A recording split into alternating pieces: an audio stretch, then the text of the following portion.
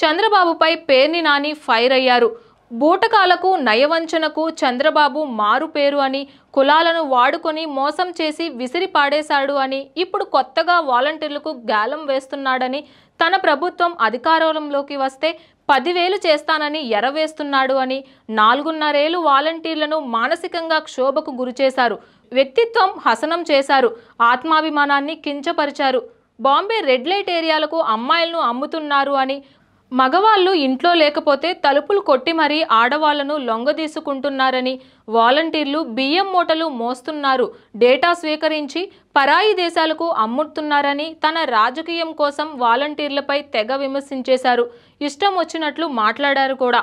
వాలంటీర్ల వ్యవస్థను అడ్డుకునేందుకు చంద్రబాబు చేయని ప్రయత్నమంటూ లేదని, రాజకీయాల కోసం ప్రజాస్వామ్యం కాపాడుతామని ముసుగేసుకున్నారు అని, వాలంటీర్ల సేవలు ఉండడానికి లేదని అడ్డుకుంటున్నారు చంద్రబాబు అని, ప్రజల్లో తిరుగుబాటు రావడంతో చంద్రబాబుకు వాలంటీర్లు మంచోళ్ళైపోయారు.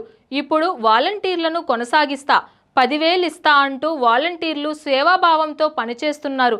కానీ డబ్బు కోసం కాదు. చంద్రబాబు దత్తపుత్రుడు, డబ్బుకు అమ్ముడుపోవచ్చు కానీ వాలంటీర్లు డబ్బుకు అమ్ముడుపోరు.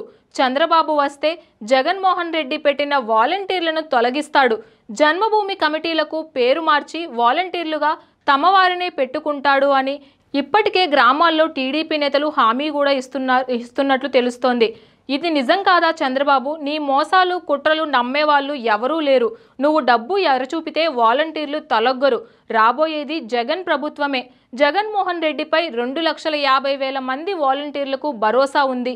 మళ్ళీ జగన్ వచ్చాక తమను ఎలా చూసుకుంటారో వాలంటీర్లకు తెలుసు అని చంద్రబాబుపై ఫైర్ అయ్యారు పేర్ని నాని. వచ్చే ఎన్నికల్లో ఖచ్చితంగా విజయభేరి మోగిస్తామని, వైఎస్ఆర్సీపీ పార్టీ అలానే జగన్మోహన్ రెడ్డి విజయాన్ని చూడడానికి చంద్రబాబు అలానే దత్తపుత్రుడు రెడీగా ఉండాలని ఆయన ఎద్దేవా చేశారు. ప్రతిపక్షాలు ఎన్ని కుట్రలు చేసినా తమది పై చేయి అని వైసీపీ నేతలు మాంచి జోరు మీద ఉన్నారనే చెప్పాలి.